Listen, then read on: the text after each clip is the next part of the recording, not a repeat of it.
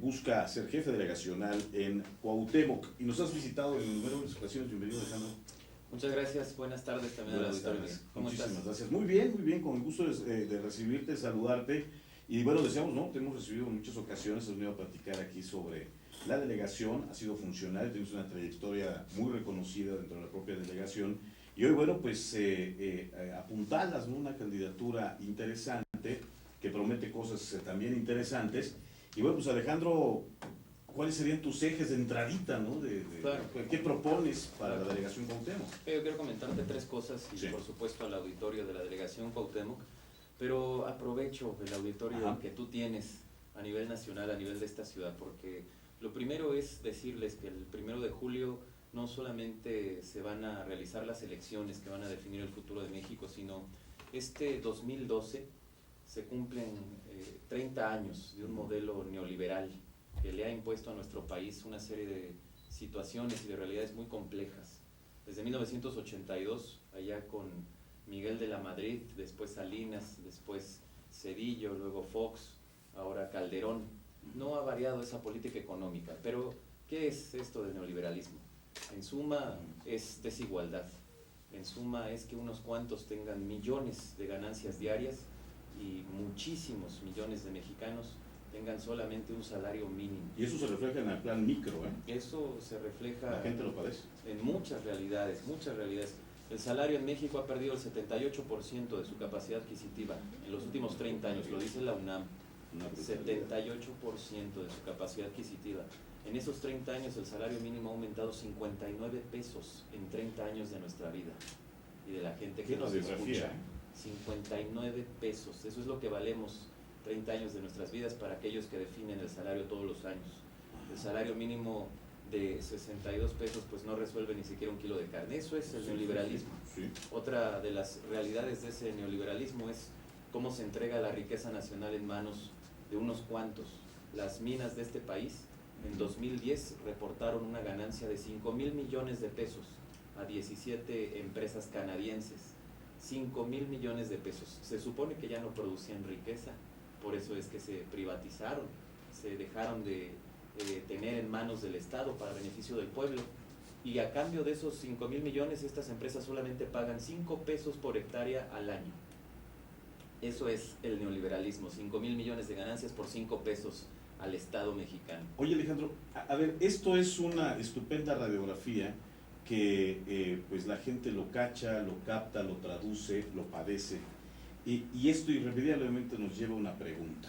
Tú buscas ser jefe de delegación en Cuauhtémoc, desde una trinchera como esta, ¿no? Y bueno, en algún momento también otro candidato si era la joya de la corona o era la rifa del tigre, la delegación Cuauhtémoc, pero desde una trinchera como una jefatura delegacional, ¿cómo se pueden transformar estas realidades? Con la integración. La función principal de una ciudad es la integración. Nosotros necesitamos apostarle a que los diferentes sectores de población y de servicios, de empresarios, estén integrados en su comunidad. ¿Cómo podemos hacer eso? Diagnosticando lo que significa esta radiografía de población y de empresarios, de sectores productivos, de asociaciones civiles. La Cuauhtémoc es un potencial tremendo. Es un mar de gente. 5 millones, me decían, ¿no? De población, 4 millones de personas todos los días visitando, pasando, transitando por esta delegación. Y hacíamos esta referencia del marco nacional porque estamos convencidos que nuestro país no aguanta más seguir con ese modelo económico. Y cuando digo nuestro país, también es la ciudad, también es la delegación Cuauhtémoc, también es su población. En esta delegación tenemos 531,000 habitantes. El 30% vive en pobreza por ese salario mínimo, por las condiciones que no ha podido resolver. Entonces, si cambia arriba, va a cambiar también abajo. Los programas sociales, la definición programática de atención social que ha tenido esta delegación y el gobierno de la ciudad, sirven para frenar ese deterioro. Pero si no cambiamos en este momento, que es el mejor momento, por eso se dice que hay días que valen por años. Este 1 de julio es uno de esos días. Si cambiamos lo que está sucediendo a nivel nacional, puede tener un mejor futuro, no solamente de todo el país, sino por supuesto nuestros vecinos de aquí, de la colonia Guerrero, de Tabacalera. El único candidato a nivel de la presidencia que ha hablado de subir el salario mínimo a 100 pesos en un primer momento es Andrés Manuel López Obrador. ni Cuadri, ni esta señora Josefina, ni mucho menos Peña Nieto. El único que ha mencionado esto es Andrés Manuel. Y por supuesto que la gente, el pueblo de México lo va a apoyar. Ya lo apoyan los empresarios de Monterrey, que hace 6 años le hacían parte de esta guerra de desinformar a la población, ahora lo apoyan. Entonces estamos en las mejores condiciones para que el país cambie, y de ahí por supuesto también cambiemos la ciudad y la delegación. Hay un tema interesantísimo, me preguntaba yo Agustín Torres, candidato a diputado local, precisamente por el PRD, va por la Cuauhtémoc, que pasa invariablemente por el tema de las leyes. Sí, señor. El tema de las leyes.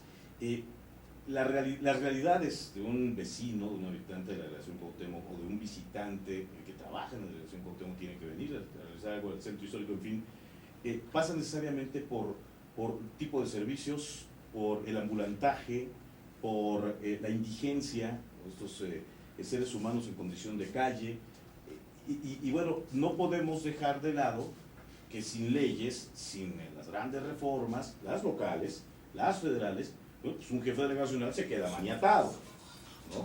Entonces, aquí la labor de un jefe delegacional, también me queda claro, es pues ir a hacer la manita de puerco a los legisladores, ¿no? Para que te den las herramientas y puedas, insisto, transformar esas realidades. Es correcto. La labor principal de los diputados son 2 cosas: hacer las leyes, modificarlas, actualizarlas, y checar cuál es el presupuesto que va a llegar a cada institución, sí, a las delegaciones, a los institutos, a las secretarías. Y en ese contexto, en la Cuauhtémoc necesitamos ya un marco legal que nos ayude a atender una realidad tan compleja y tan difícil como es que la gente vive en la calle.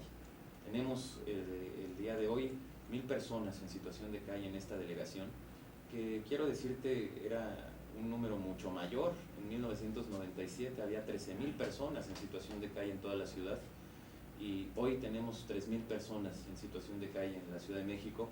1000 están en la Cuauhtémoc. ¿Por qué están en la Cuauhtémoc? Pues porque aquí pasan 4 millones de personas diarias. Es más fácil que encuentren solución a sus demandas diarias de alimentos, de una moneda, de tener algo que les apoye en su vida diaria. Por eso es que tenemos una mayor concentración. ¿Qué tenemos que hacer?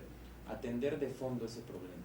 Y atenderlo de fondo requiere precisamente de un marco legal, de una ley que nos diga cómo debemos atender paso a paso la situación de una persona que vive en la calle, que está drogada el 90% de su tiempo, que está mal alimentada, que genera violencia social, sí, y que lo hagamos incluso de la mano de aquellas organizaciones sociales que están dedicadas a atender a este tipo de poblaciones, por supuesto de derechos humanos. Para que ese es el punto, porque yo ya escuché el discurso, se topan con derechos humanos, ¿no? Y los derechos humanos, sí, pues dicen ustedes, perdón, pero este señor no lo puedes tocar, este joven, esta señorita no lo puedes tocar. Es correcto, y esto lo hacen a través del marco constitucional de la libre circulación, el libre tránsito, que todos tenemos derecho como seres humanos. Está bien. Por supuesto, pero entonces ahí nos encontramos ya con una situación paradójica de cómo resolvemos esas libertades, cómo las respetamos, cómo las integramos entre todos, y cómo también ponemos atención a los derechos humanos de los vecinos, del transeúnte, del empresario, que están padeciendo esa violencia social. Al final es violencia social ver a una persona defecar en la calle, o que esté drogada, claro, o que te vaya a asaltar, que te esté bloqueando el paso. Entonces necesitamos abrir el debate de qué hacemos, cómo generamos ese marco legal que permita decir así se va a atender a la población en situación de calle, que opine Caracol, las organizaciones sociales que están ligadas a este sector, que opine derechos humanos, que opine la Asamblea Legislativa, que opine el gobierno de las delegaciones, el gobierno de la delegación, que opine la sociedad, y entonces construyamos una ley que nos permita atender de manera definitiva ese problema, que ya le demos una solución en la construcción con todos los actores responsables. Sexo servicio. Lo mismo, tenemos este problema de Eso trabajo. Es una piedrototota, en el zapato de las autoridades delegacionales, una molestia permanente para los vecinos, pero otra vez la cancha de los derechos. Es una realidad nacional, incluso mundial, sí. que se tiene que hacer regular. En otros países hay un marco legal que regula esta actividad del trabajo sexual. Ajá. Al final, seres humanos, necesitamos ubicar cuáles son nuestras necesidades y nuestras perspectivas de vida. Si nosotros regulamos esa actividad, como la atención en población de calle, como también un tema que es muy sentido en la Cuauhtémoc, que es el comercio en vía pública, sí, vamos a tener mejores condiciones para todos. ¿Qué decimos nosotros? Que esa realidad social es una realidad de dimensión nacional, ¿Por qué decimos esto? Porque el 70% de la gente que hace uso de la vía pública como comerciante, el 70% de las trabajadoras o los trabajadores sexuales, son 70% también de esa población, vienen de otro lugar, no son de la Ciudad de México. Digamos vienen que del vienen Estado también de a México, chambear aquí. vienen también aquí a encontrar oportunidades. En esa condición es que, ¿qué proponemos nosotros? Que se genere un marco legal adecuado para atender esta realidad. En segundo lugar, que se construya un fondo económico, porque esa realidad también es muy compleja. Necesitamos ayudar a que se acabe esta situación de la trata de personas, y eso también lo es.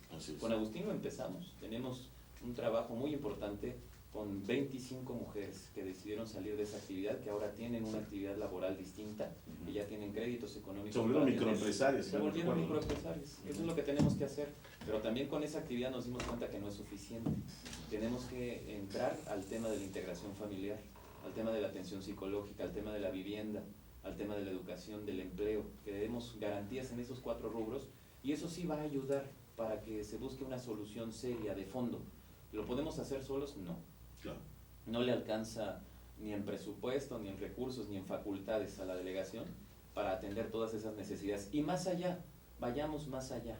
¿Por qué no invitamos a las autoridades de los estados de donde son residentes de estas personas o su origen para que nos ayuden con un fondo común? La delegación podría poner una parte, la ciudad otra parte, y los estados de donde son estas personas también pongan una parte para resolver parte de la vida y de la realidad de sus habitantes.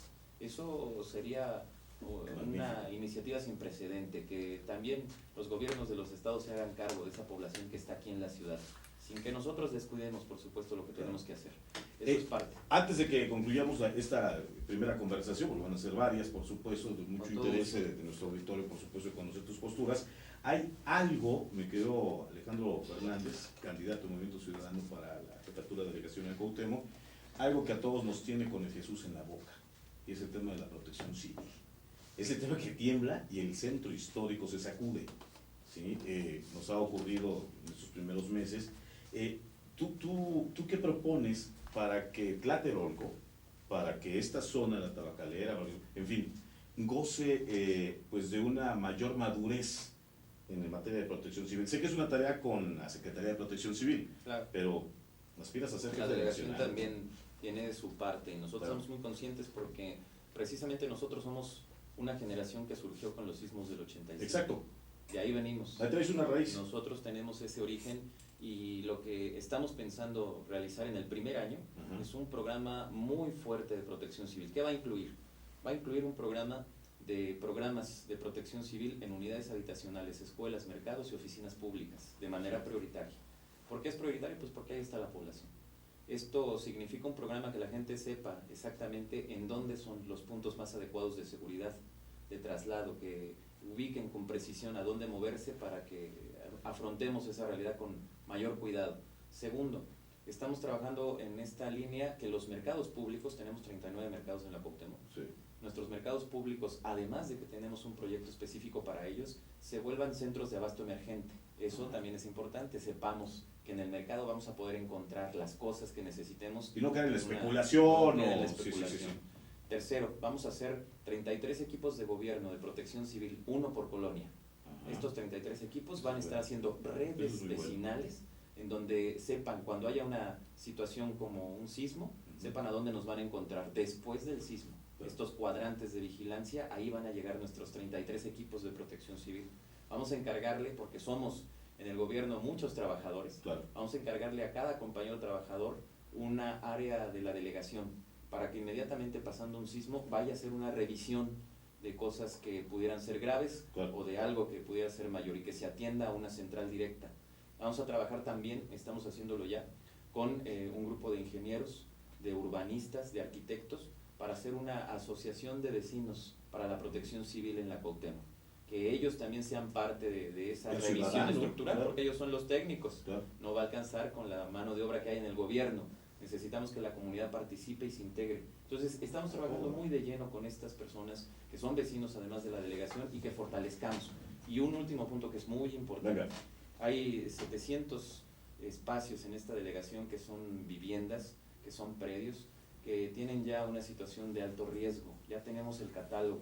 tenemos que trabajarlo con el doctor Mancera, con la Secretaría de Protección Civil, con el INVI, el Instituto de Vivienda, para entrar de manera prioritaria con programas de vivienda en estos inmuebles, que no esperemos a que llegue una desgracia, sino que ya trabajemos de manera preventiva, como lo ha venido haciendo el gobierno de la ciudad, pero es importante que prioricemos estos 700 espacios que son importantes para la población. Mira, yo te felicito porque lejos de la cancha de las grillas, de los ataques, de los golpes bajos, has colocado y vienes haciéndolo un catálogo de propuestas, y esto es lo que la gente necesita escuchar, de sus candidatos, de los que aspiran a un cargo de elección popular. Alejandro Fernández, candidato a las izquierdas del Movimiento Ciudadano para la jefatura de la delegación Cuauhtémoc, muchas gracias. Muchas gracias. Aquí nos vamos a estar escuchando. Gracias, amigo. Yo creo que los jóvenes nos están dando una muy buena lección. Los jóvenes que han estado saliendo a la calle a demandar mayor democracia en este sistema político. Yo me encontré con un cartel muy bonito el día de ayer que decía ya a los jóvenes, hace tiempo que los esperábamos. Qué bueno que ya llegaron, atentamente la patria. Muy bien, muy bien. Alejandro, muchas gracias. Vamos a la pausa.